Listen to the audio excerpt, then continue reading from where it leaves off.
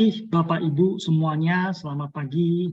Pertama-tama izinkan saya mengucapkan terima kasih kepada Pak Budi selaku CFO dari Mark Dynamic Indonesia dan Pak Fajar Andika ya sebagai Investor Relation yang sudah meluangkan waktu mereka yang sangat berharga untuk bersedia kita visit secara virtual gitu.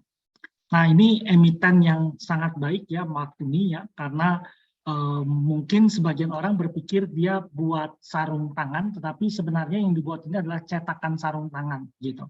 Nah, Mark ini sangat menarik ya, saya udah mengikuti dia beberapa tahun karena punya pangsa pasar di global sampai 40%-an ya, jadi sangat besar sekali penguasaan pasarnya dan produk yang dibuat ini cukup premium gitu. Nah, pada kesempatan ini ya, tentu saja kita dari CSA Institute ya bersama teman-teman tentu ingin tahu ya bagaimana strategi Mark ke depan gitu ya. Kemudian mungkin juga ada yang ingin bertanya gitu ya, rencana CAPEX seperti apa, kemudian produk-produknya seperti apa gitu ya, kemudian yang men-trigger penjualan ke depan seperti apa gitu ya, untuk membuat suatu riset presentation gitu. Nah, mungkin kesempatan yang baik ini bisa dimanfaatkan ya, karena setiap analis ya, calon analis tentu kita butuh informasi langsung dari pusat informasinya ya, dan kita sangat beruntung karena Pak Budi sebagai CFO bersedia hadir ya secara virtual untuk menjelaskan company-nya.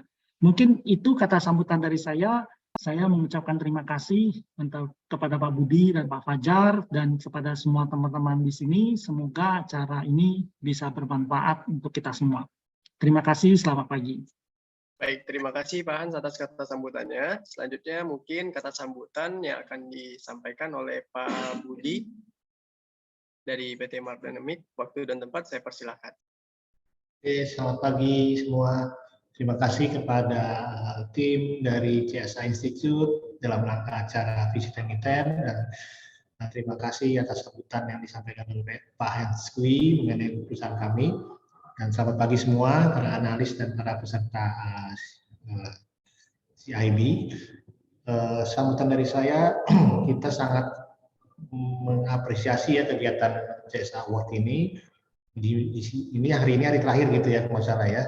Nah, kita juga diberikan kesempatan untuk bisa mempresentasikan apa yang sudah kita lakukan selama kita go public dan juga nantinya apa-apa yang kita informasikan bisa menjadi bahan masukan bagi para analis, terutama dalam rangka nanti bagaimana melihat beberapa industri di perusahaan-perusahaan yang sudah listing, termasuk di kami yang perusahaan cetakan sarung tangan. Betul apa yang dikatakan Pak Hanskwi tadi, kita membuat cetakan sarung tangan.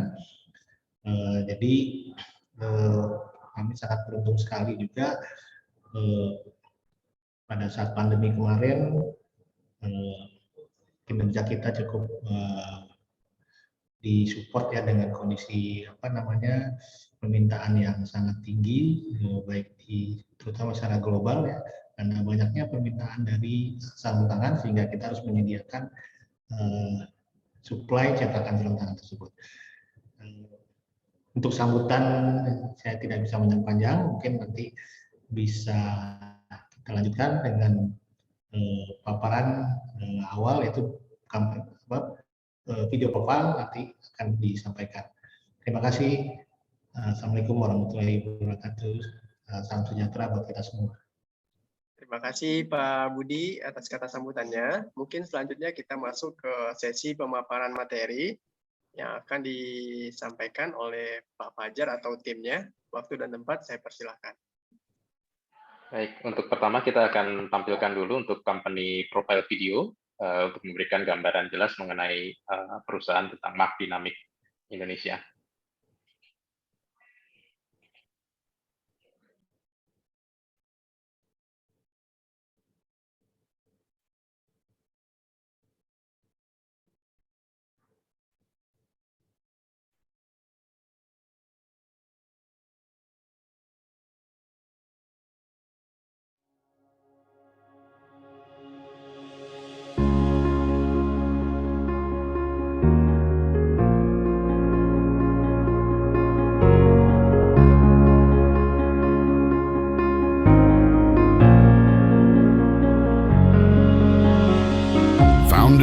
2002, Mark Dynamics began its journey as a hand former manufacturer with initial capacity as little as 40,000 pieces per month.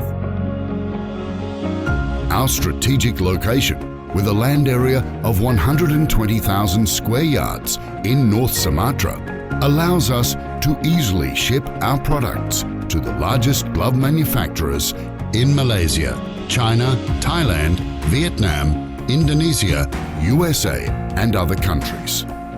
Mark Dynamics is granted by the government to be within the bonded zone, which significantly improves our business. Dreams will never come true without great teamwork. That idea permeates every corner of our company. Communication is the foundation to successful teamwork. Therefore, we encourage every employee to be active in contributing new ideas that will improve the company. Our solid team is composed of mostly young talents with high levels of productivity. We also make sure that our employees are working under a safe and healthy working environment. With our long-standing history and extensive experience, we always make sure to improve the quality of our products. At Mark Dynamics, quality control is always our top priority. As consistency is the key to customer satisfaction, our research and development team rigorously carries out countless experiments to consistently create high-quality materials. We also invest heavily in cutting-edge technology in our machinery to make sure that our customers enjoy only the highest quality products. Our concern towards quality is verified as we are certified with ISO 9001 and 2015 quality management systems. With a predicted stable growth of 10 to 12% per annum in the glove industry, our massive and ever-growing capacity allows us, as the market leader in the hand former sector, to capture a significant portion of the world's hand former demand. We are best known for our specialization in nitrile glove former, although our portfolio ranges over various types of hand former. Furthermore, Mark Dynamics relentlessly strives to add more value to the stakeholders. Thus, we have diversified our business into the agricultural sector through Agro Dynamics Indo. We strongly believe that our vertical integration program will be significantly rewarding to all stakeholders. With on-time delivery and excellent service, we have gained and maintained the trust from our loyal customers for more than 20 years. We always work together with our customers and put in a considerable effort to providing both high-quality products and added value service. We have received many awards from our valuable customers for our integrity and consistency. Our relentless hard work is also recognized by many prestigious institutions like Forbes, IDX, Business Indonesia, and others for GCG and transparency. These awards are the testament to our products, quality, and reliability. As the world's largest hand former manufacturer, our concern goes beyond making profits. We are strongly committed to running the company under the principle of sustainability. One of our major contributions is to use the excess materials from the hand former segment to make sanitary wares. This breakthrough demonstrates a strong commitment as a part of supporting the Zero Waste program. Given the current concern of global warming and our position as the sole sanitary wares manufacturer in North Sumatra, our giant leap into the use of waste to produce sanitary wares will bring enormous benefit for both supporting the green environment and boosting the local economy. Our concern towards zero waste is also made evident through our commitment on wastewater treatment. We apply the principle of reduce, reuse and recycle as not merely a matter of abiding by the government's regulations, but more to our awareness of fostering a sense of responsibility for preserving the earth. Mark Dynamics' efforts to create a better environment and a more thriving community will never stop. We work closely with the government to frequently conduct the corporate social responsibility programs. We built a 40-meter-long bridge that provides easier access for nearby communities to the airport, hospitals and commercial centres. Another community service that we have and will be committed to deliver include providing scholarships, making house renovations and extending financial aid for the victims of natural disasters. Our vision is beyond making profits, and we act accordingly by continuously serving the communities to create a better environment for everyone. After 2 decades of establishment, we have grown so much as a company, not only to fulfill the interests of all stakeholders, but also to create positive impacts to society. Sustainability has always become our priority. We always take measured steps to ensure a healthy work environment for our employees. We also keep striving to provide a better living for the community around. Our gratitude towards our loyal customers could not be expressed by words. We will work even harder to keep deserving their trust. Through organic growth and vertical integration, we are at the right position to deliver even a more brilliant performance in the future. If it wasn't because of the great teamwork towards the same vision and mission, our position as the market leader in the industry would not be possible. Having said that, we are ready to grow bigger with our employees, customers, and partners who have moved forward hand in hand with us.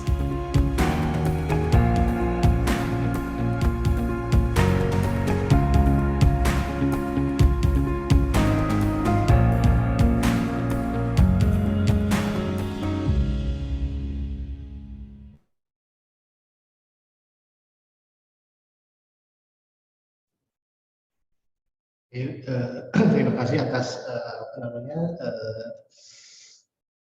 yang telah kita sampaikan tadi sekilas mengenai company profile kita. Nah, lanjut ke presentasi. Mungkin bagian nanti awal saya ada presentasi dari memperdalam, tapi ada yang sudah yang kita sampaikan tadi. Oke, bisa di share screen. Nanti bisa dilanjutkan juga dengan Pak Fajar juga nanti dari sisi financial. Baik, Pak. Performance. Oke. Oke, next.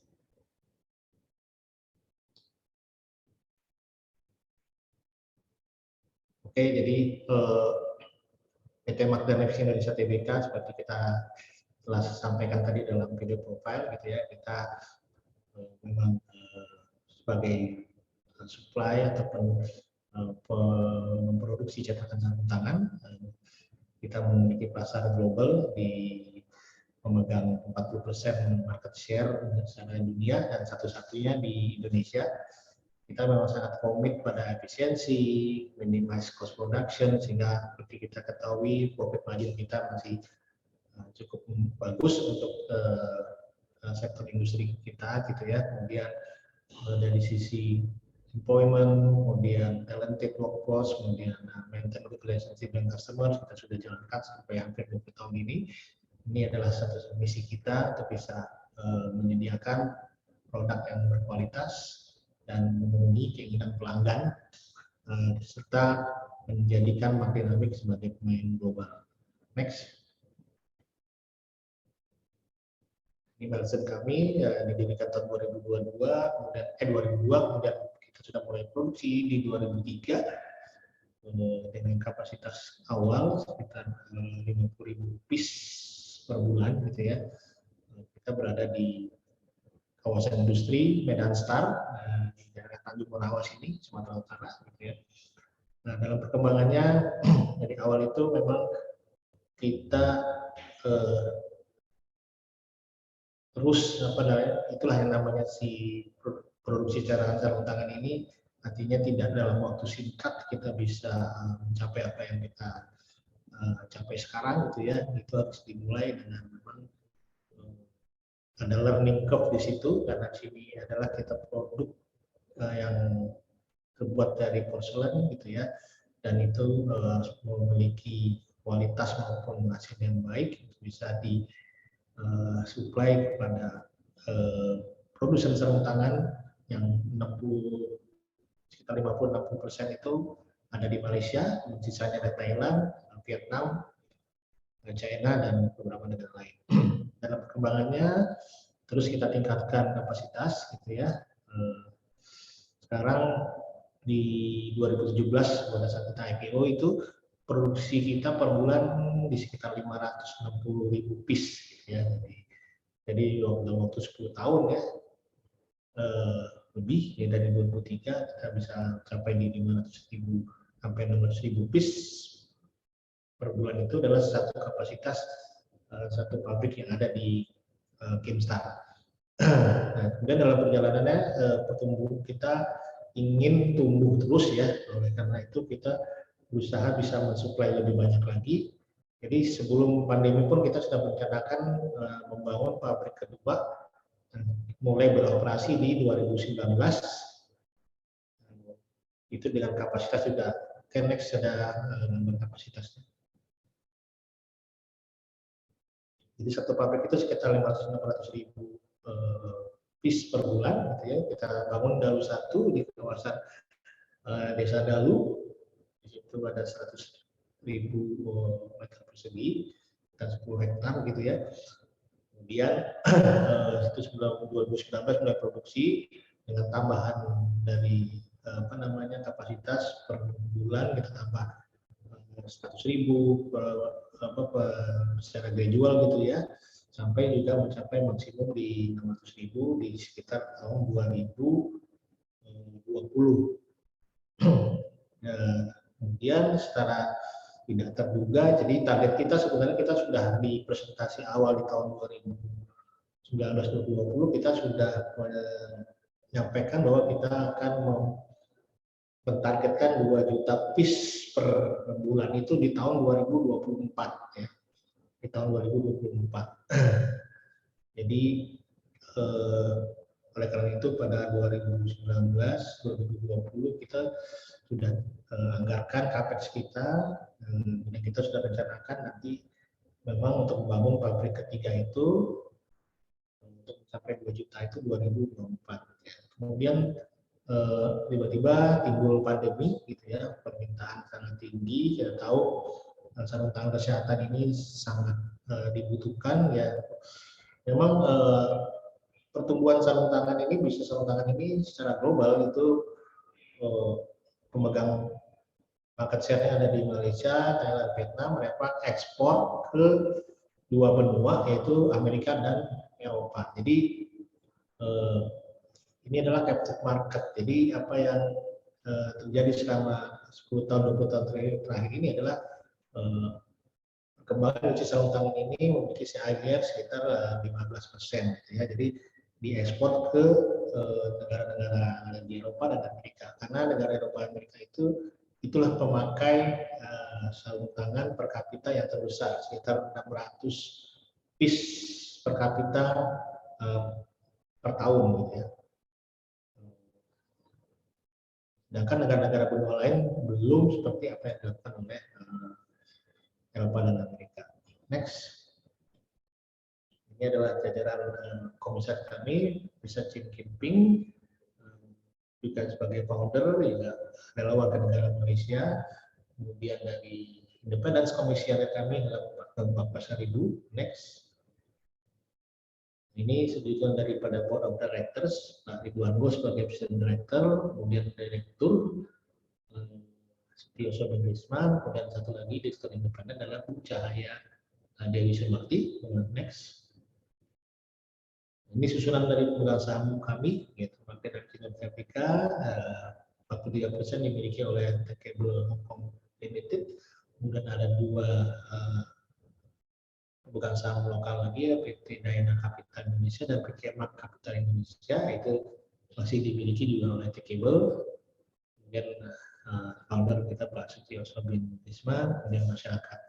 Jadi tujuannya pembentukan 2 pemegang saham baru ini mungkin sudah sampai di berita juga, bahwa kita memang mau memanfaatkan kesempatan pertama untuk meminimais dividen, tax dividen, pengeluaran tax dividen, di mana kalau pemegang dan usaha dalam negeri kita zero tax untuk dividen, sehingga dengan persyaratan zero tax dividen ini juga penerimaan dividen ini harus diinvestasikan di dalam negeri. Jadi ini kesempatan bagi pemegang saham juga untuk mulai berinvestasi di dalam negeri, jadi uang tidak sepenuhnya pergi ke luar. Next. Jadi cetakan sarung tangan kami ini diproduksi untuk produsen sarung tangan. Ya, sarung tangan sendiri itu terdiri dari examination, glove, bukan surgical, household, custom, dan industry. Jadi mostly yang dipakai banyak saat ini adalah baik untuk kedokteran dan mungkin lab dan kesehatan dan lain-lain, itu memang antara examination dan surgical itulah yang hygiene, ya, yang lebih hygiene. Jadi semua yang dipakai untuk higienis yang menghindari adanya penularan gitu ya, kita memang specialize di situ gitu ya, bukan di household atau custom ataupun industri. Next. Oke, kita selalu menjaga competitive advantage kita. Yang pertama, kita sudah terbesar di dunia, kemudian secara kualitas kita sudah berpengalaman 20 tahun ya. Karena kompetitor memang juga termasuk yang pemegang terbesar dan juga terbaik. Hal itu bisa dicapai karena pertama dengan pabrik kita berada di Indonesia saat ini ya gitu ya, artinya tenaga kerja kita adalah semuanya lokal gitu. Jadi persaingan kita ini pada cetakan sarung tangan itu ada di Malaysia, Cina, di mana terutama terbesar di Malaysia, ya, di mana tenaga kerjanya adalah tenaga kerja asing gitu ya, yang harus tidak bisa memiliki jam terbang ataupun masa kerja yang lebih dari 2 tahun gitu ya. Mereka harus 2 tahun harus ganti lagi, harus ganti. Jadi dengan why kita jadi the best dan terbesar, karena dengan tenaga kerja kita yang sudah berpengalaman 2 tahun, kita dengan tenaga lokal kita memang bisa lebih memiliki competitive advantage. Kemudian cetakan kita itu didesain untuk suitable in high speed production line. Jadi perusahaan sarung tangan ini sekarang berinovasi untuk bisa mempercepat produksinya. Jadi membutuhkan mesin yang high speed, dan perusahaan kita juga memiliki spesifikasi yang baik untuk dipakai pada mesin tersebut. Next. Oke, ini kalau lihat perkembangan kapasitas kita sejalan dengan permintaan. Jadi kalau kita bisa flashback ke tahun sebelumnya, gitu, memang permintaan sarung tangan ini terus meningkat. Jadi tidak pernah ada dalam kurun waktu selama 10-20 tahun ini terkena dampak krisis, terutama krisis moneter lah ya. Jadi industri yang proof terhadap krisis moneter. Jadi dia akan terus bertumbuh karena ini adalah bisnis di bidang kesehatan. Justru dia dalam historinya peningkatan demand itu terjadi seiring dengan adanya varian-varian baru dari virus-virus baru yang ada di dunia ini, seperti kemarin itu ada sebelumnya ada MERS, ada flu burung. Nah, itu terjadi peningkatan demand. Plus yang kemarin sangat tinggi sekali adalah karena COVID itu terjadi di seluruh dunia. Oke, next. Oke, kita sudah mendapatkan sertifikat dari Pragmat dalam rangka kita terus komit untuk bisa berpartisipasi soal ESG. Oke, next. Di ESG ini kita memang program kita adalah zero waste, mengurangi efek emisi karbon untuk kelestarian lingkungan dan kenyamanan lingkungan kerja maupun dampak kepada masyarakat. Next. Oke, dengan program zero waste itu baru sekitar 1 tahun ini kita sudah bisa menjual dan kita memproduksi sisa dari bahan baku produk utama kita, karena selalu pasti ada dicek, selalu ada pasti limbah gitu ya, dan yang sebagian kita saring dalam bentuk ada water treatment, nanti sisa-sisanya juga di blend lagi jadi satu bahan baku lagi yang bisa untuk produksi produk sanitary. Ini adalah hasil dari riset kami selama ini. Kita sudah komit untuk bisa meminimasi daripada waste kita. Oke, next. Ini juga satu komitmen kita di fasilitas kita semua sirkulasi daripada penggunaan air limbah untuk bisa digunakan kembali dalam proses produksi. Oke, next.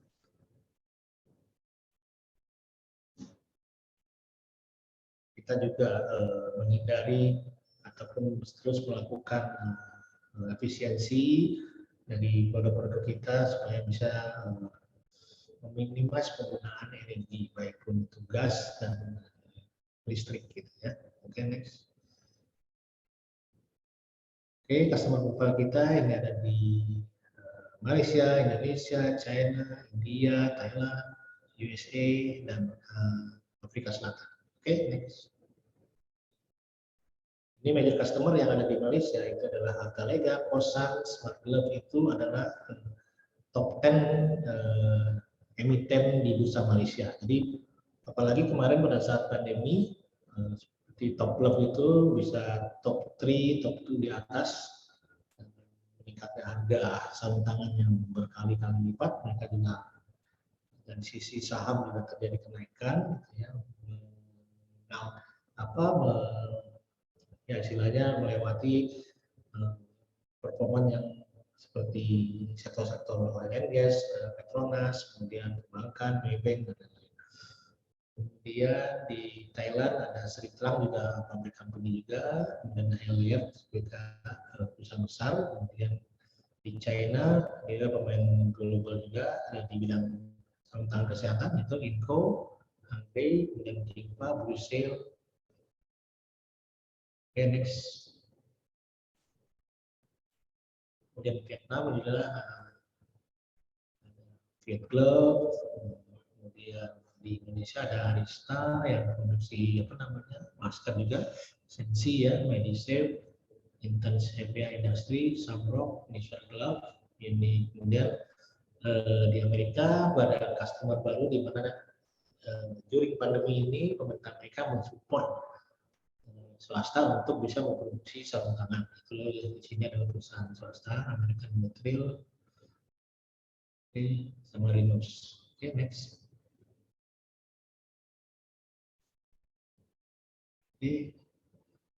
Nah ini kita gambarkan bahwa produsen sarung tangan ini adalah memproduksi sarung tangan kesehatan. Produsen kita ini mostly dulu kan perkembangan sarung tangan itu terbuat murni dari latex ya, dari karet. Jadi negara-negara yang penghasil karet seperti Malaysia, Thailand, Vietnam itulah yang terbesar, China. Harusnya Indonesia juga termasuk di situ, tapi perkembangan sarung tangan di Indonesia tidak sebesar apa yang terjadi di negara Malaysia, Thailand, dan Vietnam tersebut. Nah, sarung tangan ini dipakai atau disuplai dari produsen itu ke negara-negara Eropa dan Amerika. Seperti kita lihat, pemakai sarung tangan terbesar dari penduduknya adalah Amerika, Denmark, kemudian Germany, Hong Kong. Di negara-negara maju yang mungkin by regulated harus memakai sarung tangan untuk sektor-sektor tertentu. Jadi sebenarnya kalau kita bisa kita analisa, jadi ini masih sangat besar peluangnya di kemudian hari gitu ya. di mana nantinya negara-negara seperti berpenduduk besar seperti mungkin China, mungkin India, mungkin di satu waktu nanti ada regulasi ya untuk seperti di Amerika dan Eropa untuk beberapa sektor misalnya makanan, pembantu rumah tangga, kemudian kasir dan lain-lain itu udah harus memakai sarung tangan gitu kan. Nah itu sebenarnya tetap akan terjadi high demand di satu titik tertentu. Nah ini sebelum pandemi pun saya sudah memprediksikan potensi-potensi seperti itu ya. Ternyata terbukti saat pandemi, di saat seluruh dunia memerlukan sarung tangan, dampaknya seperti itu ya kan, dampaknya sarung tangan meningkat, kita juga profit kita meningkat. Nah itu kita tidak mengharapkan terulang lagi ya ke pandemi itu, tapi kesadaran kesehatan inilah yang pelan-pelan nanti akan menembus demand terhadap sarung tangan ini from year to years di tahun-tahun ke depan. Next. Oke, financial highlight kita mungkin bisa Pak Fajar sampaikan. Baik. Ya, terima kasih Pak Budi. Baik, terima kasih Bapak Ibu peserta dari CSA Institute Site Visit Virtual. Berikut kami akan coba jelaskan financial comparison untuk first half 2021 versus first half 2022. Sebelumnya kami sudah mengeluarkan laporan kuartal ketiga baru kemarin, tapi belum diupdate di dalam presentasi ini. Berikut adalah lampiran untuk perbandingan first half 2021. Bisa kita lihat untuk revenue di tahun 2022 year on year terdapat kenaikan 33%, revenue sebesar 628 miliar sales. Kemudian untuk di gross profit terdapat kenaikan 41% dengan gross profit yang kita bukukan 339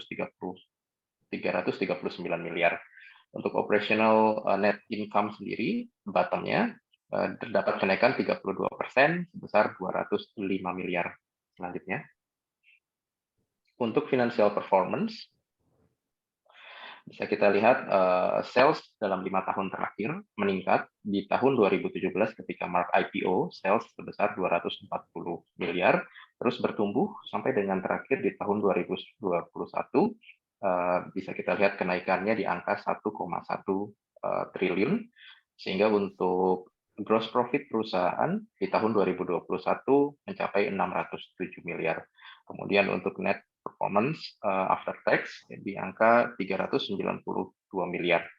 Bisa kita lihat di tahun 2021 Mark sudah meningkat, sehingga untuk sales-nya sendiri sudah hampir 5 kali lipat dari tahun sebelumnya.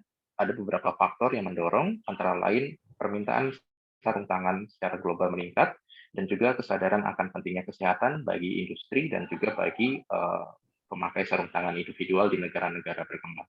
Selanjutnya,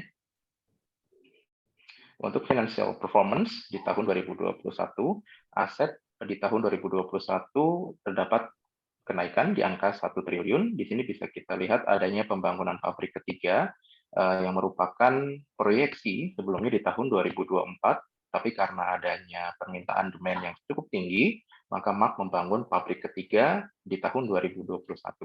Dengan adanya pabrik ketiga ini, total produksi cetakan sarung tangan Mark menjadi teratas di antara kompetitor lainnya, di angka 2 juta pieces cetakan sarung tangan per bulan. Selanjutnya, untuk sales revenue bisa kita lihat Malaysia masih memiliki porsi negara tujuan penjualan cetakan sarung tangan, di mana Malaysia memiliki market cap 55% dari total penjualan di tahun 2021. Kemudian kita bisa lihat di negara lainnya, ada juga dari China, Vietnam, Thailand, dan negara Indonesia juga termasuk salah satu dari produsen sarung tangan yang merupakan customer dari Mark Dynamics sendiri. Selanjutnya. Baik, dari segi kompetitor bisa kita lihat Mark Dynamics teratas dari segi production capacity per tahun di angka 21 juta hand molding setiap tahunnya dibandingkan dengan kompetitor Hongsheng China, IS Ceramic dari Malaysia. Alasan kenapa Mark Dynamics bisa teratas, salah satunya adalah production cost yang cukup rendah dibandingkan dengan negara-negara kompetitor. Bisa kita lihat Mark Dynamics komposisi untuk jumlah jumlah tenaga kerja produsen cetakan sarung tangan merupakan padat karya, sehingga Indonesia saat ini dibandingkan dengan negara-negara lain untuk pengupahan ataupun untuk tingkat upahnya lebih rendah dibandingkan dengan negara China dan juga Malaysia, di mana Malaysia belum memiliki tenaga kerja lokal, sehingga harus ada renewal setiap 2 tahun dari negara tetangga seperti Myanmar, Bangladesh, dan juga Indonesia. Selanjutnya, ini adalah mark cost breakdown untuk COGS, pembuatan cetakan sarung tangan. Raw material memakan cost yang cukup besar, hampir separuh dari produksi tersebut, 48%. Selebihnya ada salary 20% dan juga electricity, water, and gas. Raw material sendiri untuk magdinamik sekitar 90% diimpor dari negara Europe. Kemudian untuk elektrik, water, dan gas di sini dipergunakan untuk pemanasan dari produksi cetakan sarung tangan itu sendiri menggunakan oven, sehingga gas juga memiliki komponen terbesar di dalam energi cost pembuatan cetakan sarung tangan. Next. Baik, ini adalah subsidiary PT Berjaya Dynamics Indonesia yang memproduksi dari sisa waste material dari cetakan sarung tangan diproduksi lagi seperti yang sudah dipaparkan oleh Bapak Budi. Untuk sisa dari waste material cetakan sarung tangan tidak dibuang tetapi diolah lagi untuk menjadi produk yang mempunyai nilai jual, yaitu adalah toiletries. Selanjutnya, ini adalah produk-produk yang dijual oleh PT Berjaya Dynamics. Ada toiletries dan juga ada beberapa produk sanitary, warehouse, dan juga duct tape dan seal tape. Untuk distribution map, PT Berjaya Dynamics Indonesia tersebar di Sumatera. Selanjutnya. Dan untuk subsidiary yang kedua, PT Agro Dynamic Indo, ini adalah perusahaan yang bergerak di bidang pesticide industrial, chemical, dan juga agro equipment. Ini adalah salah satu produk yang dijualnya, sprayer, herbicide, dan juga growth regulating substance dan emulser. Untuk distribution map PT Agro Dynamic Indo bisa kita lihat tersebar dari Pulau Jawa, Sumatera, dan juga Kalimantan. Ini merupakan daerah-daerah dengan tingkat bisnis agro yang cukup tinggi. Jadi Mark Dynamic tidak hanya membuat cetakan sarung tangan, tetapi untuk anak perusahaannya juga menjual herbicide dan juga untuk produk-produk sprayer. Selanjutnya, untuk award dan recognition, Mark Dynamic juga mendapatkan beberapa penghargaan dari customer-nya, Hartalega, kemudian juga 2019 Best Performing Listed Company in Basic Chemical Sector. Begitu juga untuk Best Listed Company Public in 2020 in Basic and Chemical Industry dari Majalah Investor. Dan juga yang membanggakan termasuk dalam IDX Channels Innovation Award di tahun 2021 dan juga 2022. Masuk ke dalam 50 Best Company from Forbes Indonesia, Best of the Best Company, dan juga Forbes Asia Top 200 Under a Billion di tahun lalu dan juga tahun ini. Berikut adalah company activities untuk CSR. Baik. Dan yang terakhir ini adalah presentasi kami mengenai CSR dari Mark Dynamic untuk pembangunan jembatan yang menggabungkan antara perusahaan dengan akses luar, di mana pembangunan jembatan tersebut sudah dilimpahkan ke Pemda dan total cost untuk pembangunan jembatan ini memakan sekitar 8,5 miliar. Berikut presentasi mengenai PT Mark Dynamic Indonesia. Selanjutnya apabila ada tanya jawab, kami serahkan kepada moderator untuk ke sesi selanjutnya.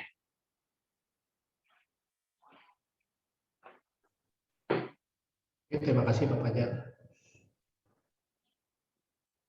Oke, untuk selanjutnya kita kembalikan kepada moderator untuk tanya jawab.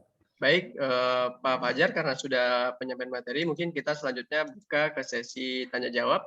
Mungkin kita buka untuk 3 orang penanya pertama ya Pak ya. Bisa raise hand atau ini. Oke, baik. Untuk yang pertama, saya persilakan kepada Pak Freddy.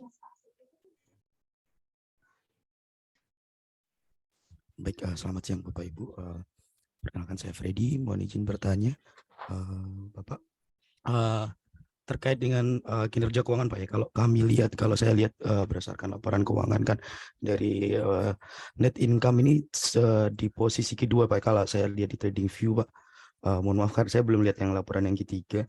Itu di Q2 sendiri ini kan relatif ada penurunan Pak ya, dari sisi revenue maupun dari sisi net income. Apakah ini penurunan yang terjadi di mana sekarang posisi profit marginnya 29% dengan net income 80 miliar posisi quarterly, ini adalah normalisasi setelah hyper demand di era pandemi 2020 hingga 2021. Apakah normalisasinya sudah terjadi di sektor ini Bapak? Mungkin demikian, terima kasih. Baik, Pak Fajar, apakah langsung dijawab atau ditampung dulu, Pak? Mungkin 3 pertanyaan, Pak, supaya nanti bisa Oke, sekalian. baik. Selanjutnya, Bapak Ibu, apakah ada pertanyaan? Boleh raise hand atau ditulis di kolom chat, boleh.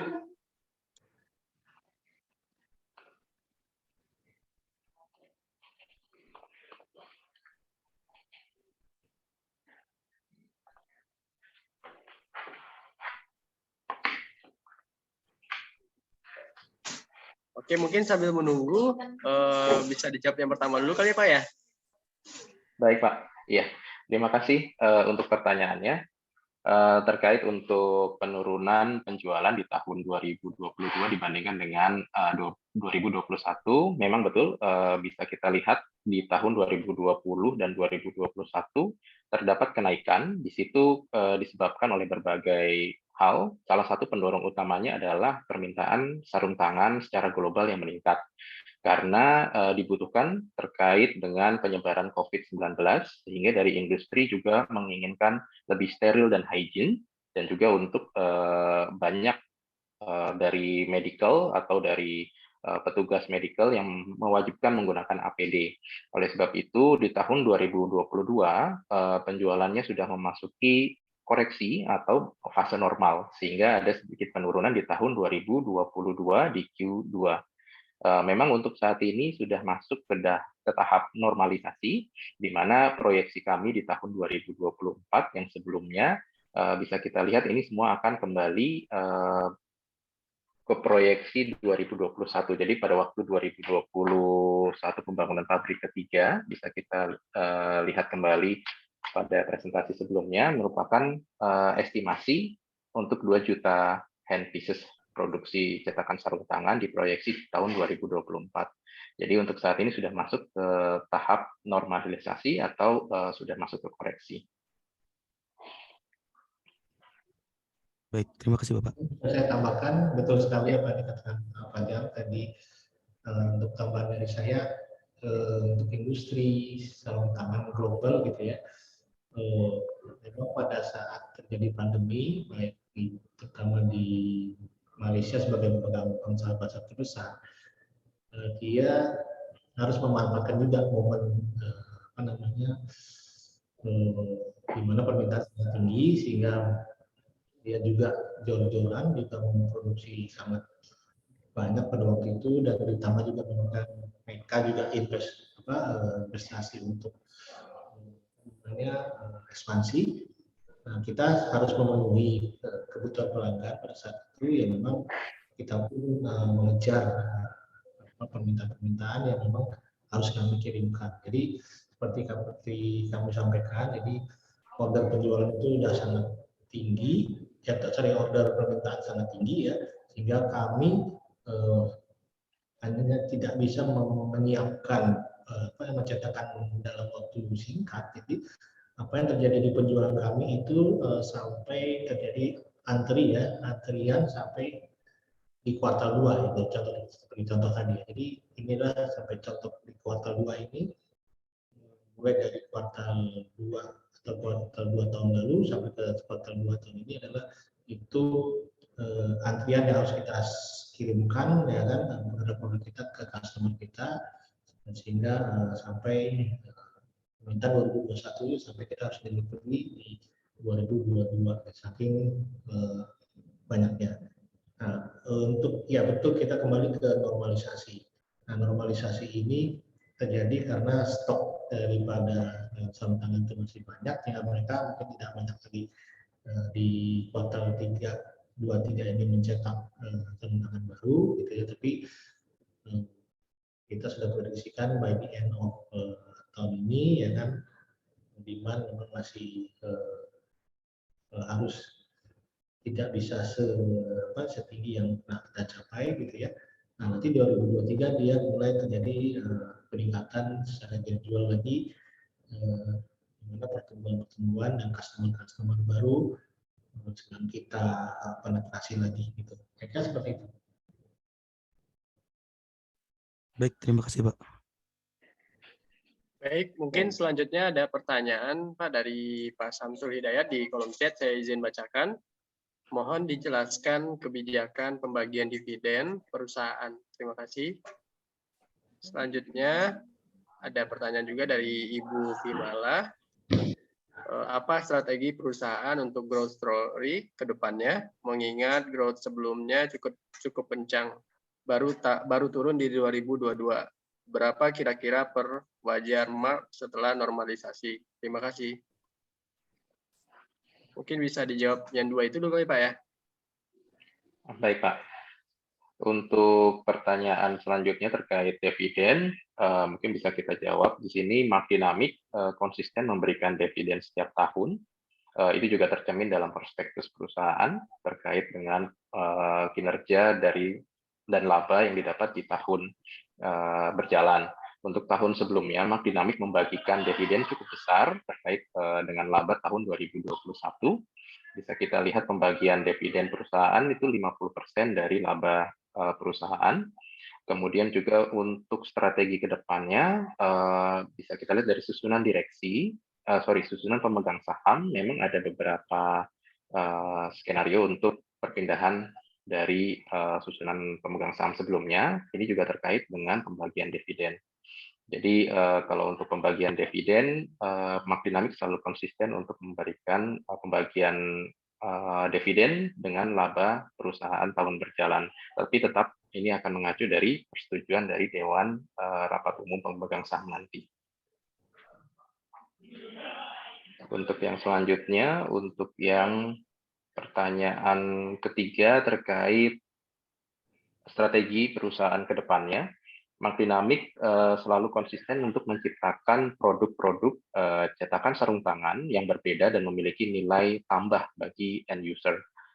Untuk strategi ke depan, kami akan berupaya untuk menciptakan cetakan sarung tangan hemat energi atau energi cost saving, di mana cetakan sarung tangan ini akan lebih ringan dan juga bisa menghemat untuk biaya energi cost dari produsen, baik dari kami sendiri dan juga bagi end user atau customer. Untuk strategi ke depannya, kami juga akan berusaha membuat beberapa efisiensi untuk dari production cost sendiri. Ada mungkin mau ditambahkan, Pak Budi? Oke, bisa tambahkan. Jadi memang kita strategi ke depan kita terus melakukan inovasi ya, baik dari saving energi, produk-produk yang berinovasi. Kedua, secara diversifikasi kita sudah mulai melakukan produksi seperti memanfaatkan limbah kita menjadi kloset gitu ya. Nah sebenarnya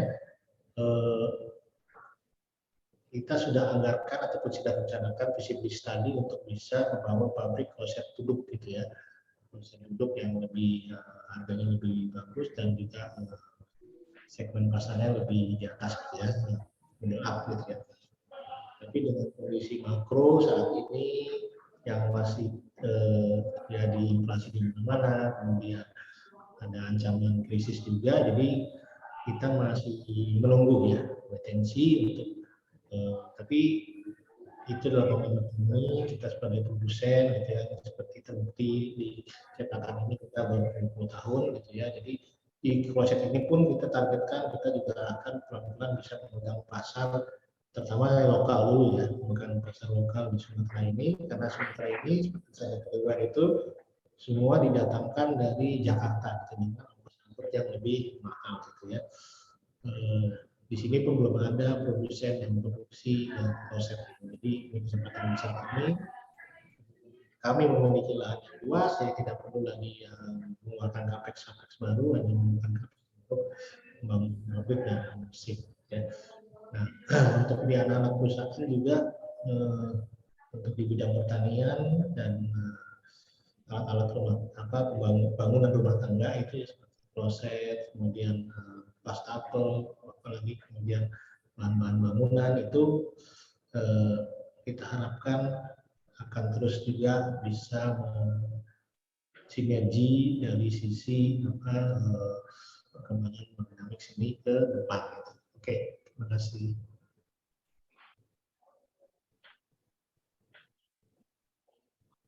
Baik, mungkin untuk pertanyaan selanjutnya, Pak, apakah ada di kolom chat?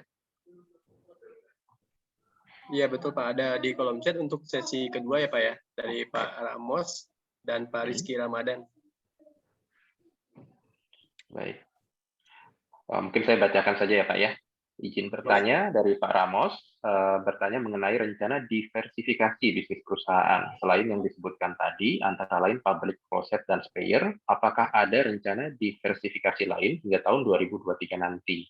Jika ada, adakah estimasi capex untuk diversifikasi tersebut? Terima kasih.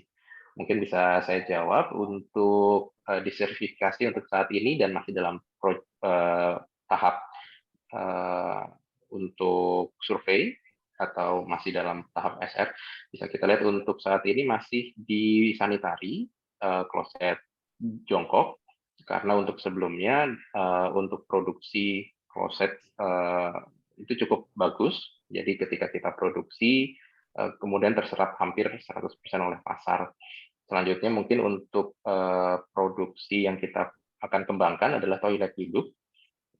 Ini juga akan kita coba buatkan pengembangan pabriknya. Kemarin sudah ada portofolio untuk blue screen dari untuk denah yang akan kita bangun untuk di samping pabrik cetakan sarung tangan dari Magdynamic. Kemudian untuk selanjutnya apakah ada diversifikasi yang lain selain dengan sanitary dan juga sprayer? Mungkin untuk saat ini belum ada, atau mungkin mau ditambahkan oleh Pak Budi. Oke, memang kita terus menciptakan sendiri sinergi baru gitu ya. Pernah kami sampaikan juga memang nantinya kita juga memiliki visi ya untuk bisa ekspansi tidak hanya menciptakan sarung tangan, tapi juga ke bidang industri di sektor kesehatan gitu ya.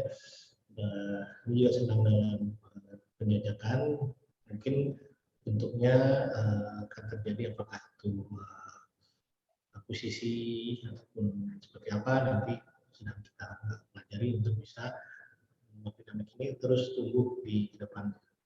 Tapi secara fundamental kita cukup kuat gitu ya untuk bisa bersinergi baik dengan investor dan siapapun yang ingin bersinergi dengan kami untuk bisa berkembang bersama kita. Oke, terima kasih.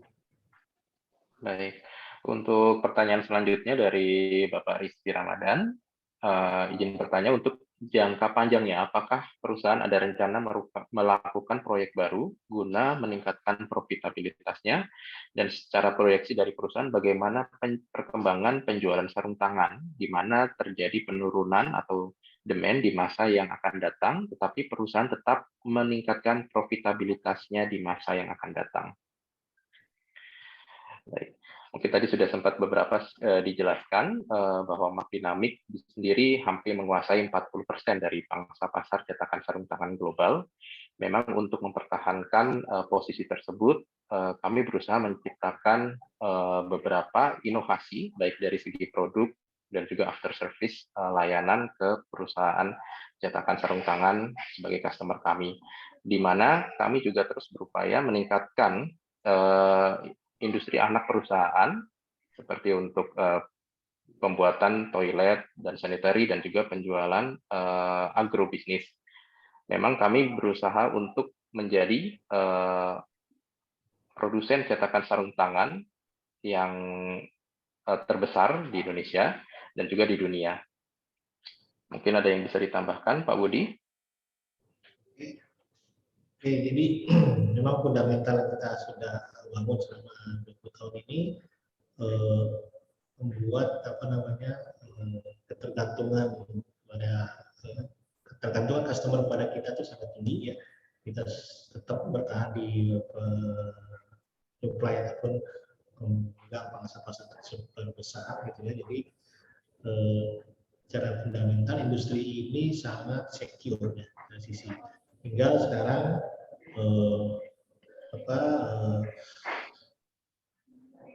dengan peluang-peluang lain gitu ya, misalnya dengan meningkat kesudahan kesehatan itu dengan sendirinya nanti demand santan sendiri akan meningkat gitu ya. Dan di sisi lain tadi seperti kita jelaskan diversifikasi kita sudah mulai kembangkan ya, dan kloset, duduk, kita jongkok nanti ke depannya kita akan realisasikan kloset duduk, mungkin next lagi ke depannya kita terus menjajaki strategi partnership atau seperti apa gitu ya untuk bisa bersinergi lagi terutama di sektor industri kesehatan. Jadi memang industri healthcare ini memiliki competitive advantage yang tinggi juga gitu ya, juga proof terhadap kondisi krisis ya seperti itu. Jadi depannya kita terus kembangkan ekonomi sinergisitas. Oke. Terima kasih. Baik. Selanjutnya mungkin ada satu pertanyaan lagi dari Pak Lukman. Terkait bahan baku impor, apakah ada kenaikan bahan baku? Mungkin Pak Budi bisa menjawab, Pak, untuk bahan baku. Nah, jadi bahan baku kami ini juga sangat spesifik ya. Kita produk kita porcelain gitu ya, jadi 50% dari cost of goods sold kita itu adalah bahan baku, dan itu hampir semuanya 100% kita impor. Itu terdiri dari bahan-bahan lihat atau gitu ya, plus campuran-campuran bahan baku porselen pada umumnya, biasanya kaolin, kalsit, alumina. Nah, itu semuanya adalah mineral. Jadi dan itu artinya memiliki demand tersendiri ya, spesifik. Ada terutama porselen yang kita buat ini. Jadi vendor-vendor itu yang memproduksi dan sudah 20 tahun berrelationship dengan kita, memang jadi selama 10-20 tahun ini tidak terjadi namanya fluktuasi harga gitu ya di harga bahan baku gitu ya. Jadi sampai saat ini pun kita masih bisa menikmati keuntungan perusahaan gitu ya. Di profit margin kita sekitar masih di atas 20%, 25% mungkin sampai 32%. Jadi plus inovasi yang telah kami lakukan untuk bisa berefisiensi dan menggunakan formula-formula baru sehingga nanti campuran-campuran itu lalu menghasilkan tingkat efisiensi yang tinggi seperti itu.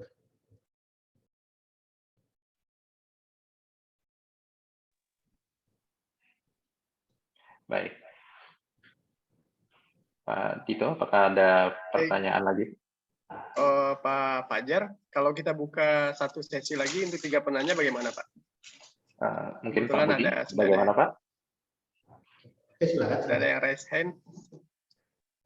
Boleh, Pak? Oke, silakan. Oke, baik. Silakan Pak Haris menyampaikan pertanyaannya untuk penanya pertama.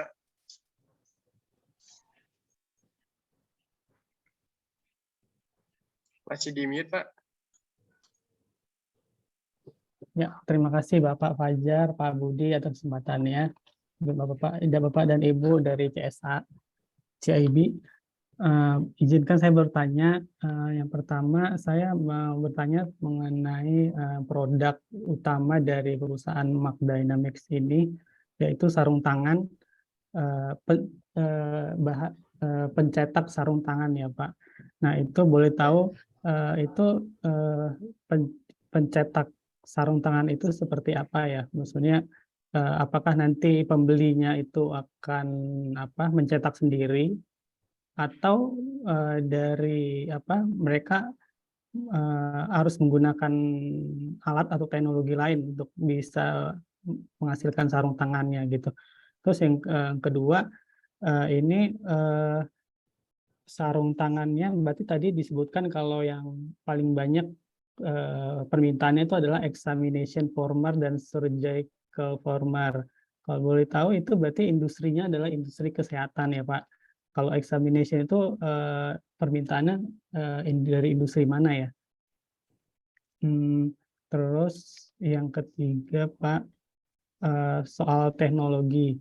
Tadi disebutkan bahwa kalau Mark Dynamics ini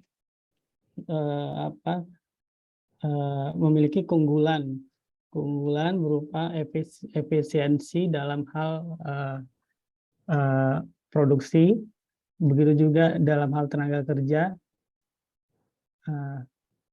dan kualitas produknya yang lebih ringan ya tadi disebutkan.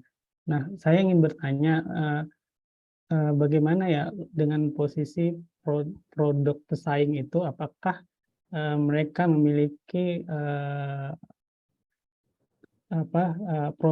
biaya yang lebih mahal daripada produknya Mark Dynamics, seperti itu. Untuk slide yang keempat Pak, untuk konsumernya sendiri dari Mark Dynamics itu kan kita ketahui kalau Mark Dynamics ini adalah konsumennya adalah ekspor ya, dari luar negeri yang lebih banyak. Dan di Indonesia sendiri itu masih sedikit gitu. Kalau boleh tahu di Indonesia itu permintaannya dari industri mana gitu, misalnya dari industri kesehatan, dan kendalanya apa gitu yang menyebabkan mereka masih sedikit gitu dari permintaan dalam negeri. Udah, mungkin seperti itu aja Pak. Terima kasih. Baik, Pak Harip, terima kasih Pak untuk pertanyaannya. Mungkin bisa saya tunjukkan produk Mark Dynamics ya, supaya nanti ada gambaran bahwa ini adalah cetakan sarung tangan nih Pak. Mungkin kelihatan ya ini ya, cetakan sarung tangannya. Ini digunakan untuk produsen sarung tangan memproduksi sarung tangan Pak. Jadi nanti ini akan didip di cairan, kemudian dalam beberapa cycle produksi, rantai produksi begitu, nanti akan menghasilkan sarung tangan yang dijual ke end user, baik ke customer dan juga bisa ke industrinya, baik berbagai industri, baik dari medical ataupun baik dari industri lainnya. Kemudian untuk mungkin ini yang menjadi gambaran yang kita produksi adalah cetakannya Pak. Jadi cetakan sarung tangan kita jual ke produsen pembuat sarung tangan global yang memang saat ini terbesar ada di Malaysia. Mungkin ini akan menyambung ke pertanyaan Bapak selanjutnya, apa kendala terkait industri di Indonesia untuk produsen sarung tangan sendiri. Mungkin kalau untuk dari industrinya Pak, dibandingkan dengan yang lain di negara tetangga, di Malaysia sendiri itu sudah ada semacam Silicon Valley-nya untuk cetakan sarung tangan. Jadi mereka sudah dari industrinya dan juga government-nya juga mendukung, sehingga untuk asosiasi sarung tangan global itu berpusat di Malaysia. 60% untuk produsen sarung tangan yang dijual ke dunia itu diproduksi oleh Malaysia. Itu yang menyebabkan kami tetap memiliki porsi besar penjualan ke perusahaan seperti Harta Lega, Kosan, Top Glove itu masih berpusat di Malaysia.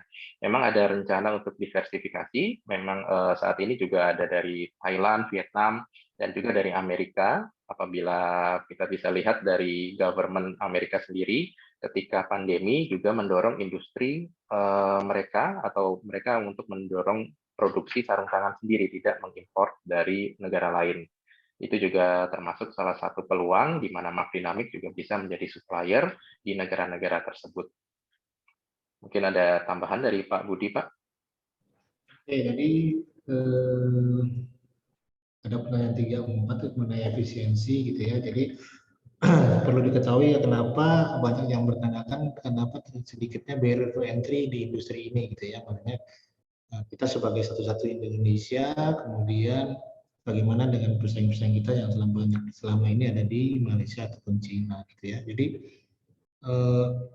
memang mencetak atau membuat cetakan tangan ini yang terbuat dari porselen ini karena lebih banyak pekerjaan manusia gitu ya, skill dan juga inovasi sehingga tidak bisa artinya menghasilkan satu produk atau standar produk yang baik dalam waktu singkat. Jadi satu jenis produk yang harus memiliki learning curve gitu ya. Jadi sampai saat ini pun persentase reject kami pun masih sekitar 10-15%. Jadi itulah yang kita reject itu yang kita buat ke produk-produk lain seperti kloset itu. Jadi berbeda kalau kita misalnya ini kan seperti kita mencetak satu bentuk tangan gitu ya dari porselen. Beda kalau kita itu kan dia bentuknya seperti ada molding, kita isi dengan adonan yang kemudian dikeringkan, nanti dipanaskan di oven gitu ya. Jadi seperti kayak bikin kue gitu ya.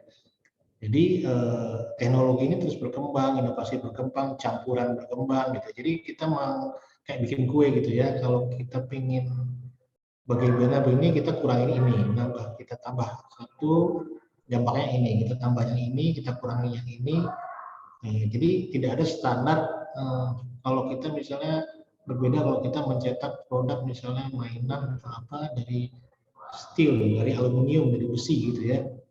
Itu kan udah besi cair panas gitu ya, tinggal dituangkan ke cetakannya, udah kering jadi gitu. Jadi mungkin tingkat rejectnya kecil gitu ya,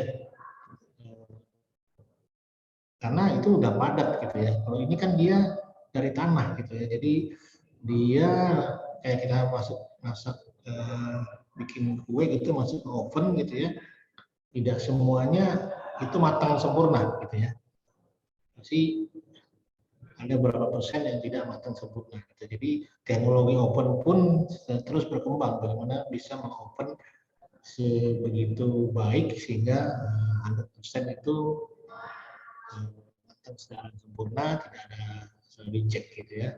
Nah, dalam perjalanan ini pun untuk mencapai tingkat kehalusan, tingkat bentuk customize dari konsumen, minta ada yang ada bintik-bintik, minta belum ada lagi yang size yang berbeda-beda gitu. Jadi ini memang perlu memiliki keahlian ya. Jadi beruntung kita sudah 10-20 tahun ini memiliki ahli di bidang itu. Kalau kita compare dengan Malaysia, dengan tadi saya sebutkan tenaga kerjanya mungkin nggak bisa berpengalaman 10-15 tahun. Karena nggak bisa pekerja asing di Malaysia itu sampai memiliki masa kerja di atas itu gitu ya. Jadi itulah keuntungan kita berada di Indonesia. Nah, kenapa permintaan sarung tangan di Indonesia kecil gitu ya? Jadi dari awal sejarah perjalanan kita kan kita berusaha memenuhi keinginan konsumen. Konsumen itu terbesar ada di Malaysia. Jadi pemegang pangsa besar sarung tangan itu ada di Malaysia.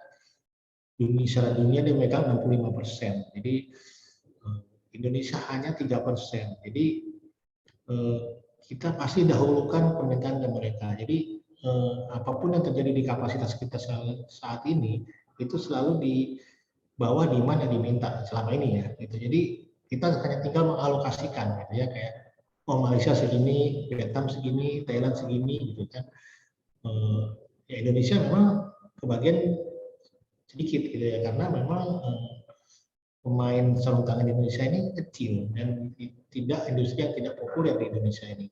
Di Indonesia seperti saya sebutkan tadi ada Indorama, Medisafe itu ada perusahaan Indorama, ada Arista, ada Indogrove, Universal Glove. Itu secara dunia pangsa-pasar mereka hanya 3% sumbangannya itu. Jadi memang pun tidak memproduksi sarung tangan yang besar karena mereka tidak menjadi pemain besar gitu ya. Kita harus kalau kita supply lokal harus ada pemain lokal yang besar. karena kita tidak jual koefisien kita di market, kita jual langsung ke pabrikan. Jadi memang agak rancu di sisi industri, kita bagian dari industri keramik, porselen, industri dasar, tapi dari sisi scope customer kami adalah customer di bidang healthcare, ya, kesehatan. Jadi seperti Pak Fajar sampaikan, untuk cetakan itu seperti itu, porselen itu dipasang di mesin mesin pembuat sarung tangan. Jadi si cetakan kita yang berbentuk tangan itu akan dicelupkan gitu ya, ke chemical, ke karet yang panas, karet yang berbentuk cair gitu ya, panas. Jadi karet itu kan ataupun material itu akan nempel di cetakan kita gitu ya. Kayak kita mungkin pernah bikin tangan-tanganan gitu ya, jadi dia akan nempel di tangan kita, di cetakan itu nanti itu akan dilepas gitu, gitu. Pas itu jadilah sarung tangan itu. Kalau nanti bisa di search di YouTube itu how to produce glove gitu ya. Nah, kita ada video-video bagaimana cetakan kita tuh dipakai di mesin-mesin penghasil sarung tangan. Jadi seperti itu penjelasan dari kami. Terima kasih, Pak. Baik, mungkin untuk satu pertanyaan terakhir ya Pak ya, dari Pak Ivan Budiarto. Selamat siang, terima kasih atas kesempatannya, terima kasih Pak Fajar dan terima kasih teman-teman dari Mark Dynamic. Mungkin saya juga ada yang terlewat, ini saya mau terkait dengan prospek bisnis dari Mark Dynamic ini sendiri. Kalau saya lihat di annual report yang tahun 2021 bahwa Mark Dynamic ini sendiri kan secara produksinya cukup besar ya, yaitu 2 juta pieces per bulan. Nah, dan ini pun cukup besar di antara dengan pesaing-pesaingnya yang terutama di negara-negara lain. Nah, kalau boleh tahu terkait dengan prospek bisnis untuk tahun 2022 saat ini dan khususnya tahun 2023 ke depan itu nanti akan seperti apa ya, dan permintaan dari klien-kliennya yang memang secara keseluruhannya di industri ini sendiri rata-rata di per bulannya berapa? Apakah dengan produksi yang dilakukan oleh Mark Dynamic ini sampai dengan 2 juta pieces per bulan ini apakah tidak kebanyakan atau seperti apa, atau mungkin bahkan terjadi kekurangan gitu? Mungkin terlewat atas jawaban tersebut, jadi saya minta tolong untuk dijelaskan ulang. Terima kasih. Baik, terima kasih Pak Ivan untuk pertanyaannya. Terkait untuk bisnis Mark Dynamic sendiri untuk cetakan sarung tangan, memang ada umur dari cetakan sarung tangan ini, ada umur produksinya Pak, jadi tidak bisa digunakan selamanya. Ketika sudah mencapai umur produksi tersebut, maka harus di replacement atau diganti. Kemudian juga ada expired date-nya. Kenapa? Karena itu akan mempengaruhi dari output sarung tangan itu sendiri. Jadi kalau misalkan sudah melewati masa produksinya mungkin sekitar 6 atau sampai dengan 8 bulan dan sudah memproduksi sarung tangan beberapa ribu pieces, maka dia harus diganti dengan cetakan sarung tangan yang baru. Jadi selalu akan ada repetition order dari produsen sarung tangan ke Mark Dynamic. Kemudian kalau untuk bisnis ke depannya, memang untuk cetakan sarung tangan 2 juta pieces per bulan produksi, itu proyeksi di tahun 2024 yang dieskalasi di tahun 2021 untuk pembangunan pabrik ketiga untuk memenuhi permintaan dari market sendiri. Memang kalau untuk dari marketnya, permintaan itu selalu lebih besar daripada produksi. Jadi kita selalu di bawah dari order, Pak. Dan kenapa 2 juta pieces itu dianggap terlalu besar atau terlalu kecil, itu memang dari permintaan, kita mengikuti dari permintaan sarung tangan global. Apabila sarung tangan globalnya meningkat, otomatis produsen akan meminta cetakan sarung tangan untuk membantu proses produksinya. Karena sarung tangan tidak bisa diproduksi tanpa ada cetakan sarung tangan ini. Ini perlu saya tambahkan juga, jadi mungkin keunikan dari bidang usaha kami harus dibedakan juga. Jadi kayak kami memproduksi porselen bukan untuk kita jual di market gitu ya. Jadi misalnya apakah kita bikin, contohnya kayak bikin vas bunga, bikin apa, bikin nantinya mungkin kayak wastafel atau kloset itu kan ke market. Jadi kalau untuk cetakan ini memang ke produsen. Jadi produsen itu kita tuh tidak akan kehilangan customer istilahnya gitu ya. Dengan kita 40% pemegang pasar ini tidak ada customer yang akan hilang. Jadi justru sekarang kita terus akan menambah customer baru di beberapa negara lain gitu ya. Kalau terjadi memang kekosongan demand di negara-negara utama gitu ya. Nah, kekosongan demand ini semata-mata hanya karena sudah terjadi oversupply dari sarung tangan yang mereka buat. Jadi mereka dalam sampai kurun waktu akhir tahun ini tidak banyak lagi mencetak sarung tangan baru gitu karena stoknya masih banyak dan hanya mereplace gitu ya. Dia hanya gradual produksi terus juga mengganti cetakan-cetakan yang sudah expire ya. Kira-kira cetakan itu bisa dipakai antara 9 bulan sampai setahun hanya bisa itu. Karena nanti sedikit ada cacat aja karena kan itu setiap hari ya dicelupkan ke air panas itu ataupun kimia-kimia panas lainnya itu kan akan terjadi korosi dan dengan sendirinya dalam waktu 9 bulan atau 1 tahun itu pasti ada yang retak atau ada yang mulai korosi dan lain-lain itu yang tidak bisa diproduksi selama lagi seperti itu. Jadi fundamental ini sangat, kalau menurut saya sangat unik dan sangat memiliki captive market yang tingkat ketergantungan yang tinggi dari customer kami kepada produk kami gitu ya. Jadi bisa dibilang kalau kita bisa bilang kita tidak akan kehilangan customer. Oh, customer pindah ke tempat lain gitu. Kalau dia pindah ke tempat lain, kapasitas yang lain nggak bisa buat gitu ya. Jadi kayak pesaing-pesaing kita itu mungkin rata-rata di maksimal di bawah 1 juta semua. Di 600.000, 800, yang terbesar aja mungkin di IS Ceramics itu yang udah listed juga di Singapore Stock Exchange itu mungkin cuma sekitar 700.000 ya. Jadi, nah itu pun terjadi kapasitas itu sudah dari berpuluh-puluh tahun mereka hanya bisa pegang market share hanya seperti itu karena kondisi-kondisi yang tidak menguntungkan tadi dibanding Indonesia. Kemudian tadi dia nambah lagi apakah margin di pesaing kita sama dengan margin di kita gitu ya. Terus terang margin kita pertama lebih besar efisiensi karena kita kapasitasnya besar gitu. Jadi dengan makin besar kapasitas, cost per piece-nya makin murah gitu ya, makin kecil. Kedua, inovasi yang kami lakukan gitu ya untuk melakukan campuran-campuran lain supaya tetap margin yang kita nikmati itu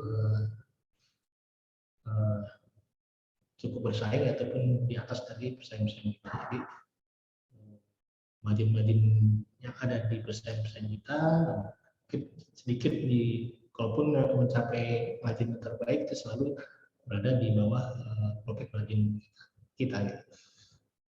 Saya kira begitu. Baik, terima kasih atas penjelasannya, Pak. Cukup jelas, terima kasih. Oke, baik Bapak Ibu, karena keterbatasan waktu ya, mungkin untuk pertanyaan kita tutup ya Bapak Ibu ya. Baik, nanti untuk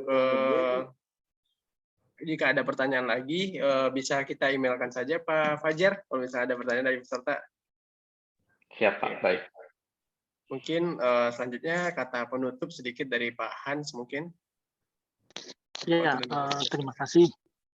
Ya, terima kasih Pak Budi, Pak Fajar ya untuk presentasi yang sangat menarik gitu ya. Tentu ini sangat membantu sekali gitu ya dan membantu teman-teman di sini, Bapak Ibu di sini untuk memahami ya bisnis perusahaan dan prospek perusahaan.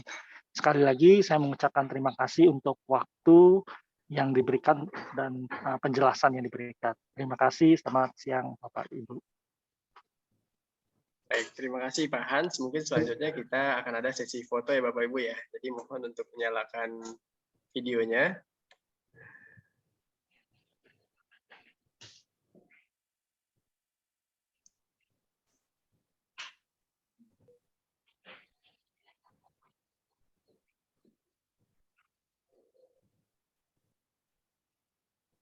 Baik, mungkin kita gaya pertama itu seperti biasa gaya kompeten ya Bapak Ibu ya. gaya kompeten, bisa diikuti Bapak Ibu. Oke, baik, saya pandu hitung. 1, 2, 3. Sebentar.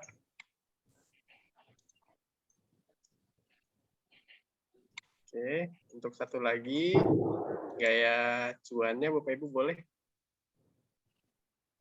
1, 2, 3. Baik, terima kasih Mas Fajar, terima kasih Pak Budi atas waktu yang telah diberikan kepada CSA. Saya sebagai admin mohon maaf jika ada kesalahan kata dari penyampaian. Saya akhiri. Assalamualaikum warahmatullahi wabarakatuh. Sampai ketemu lagi di lain waktu. Terima kasih Mas dan Ibu. Terima kasih Pak. Terima kasih. Terima kasih Mas Lagi. Terima kasih Pak Hans, terima kasih panitia. Terima kasih Pak Fajar, Pak Budi. Terima kasih Pak Hans. Terima kasih. Oke, mudah-mudahan next time Terima kasih Pak Hans. langsung ke tempat kami. Ya. Ya Pak, betul. Oke, terima kasih. Saya izin lead ya Pak. Terima kasih Pak Ya, Budi. makasih Pak. Terima kasih Pak Fajar. Terima kasih Pak Budi.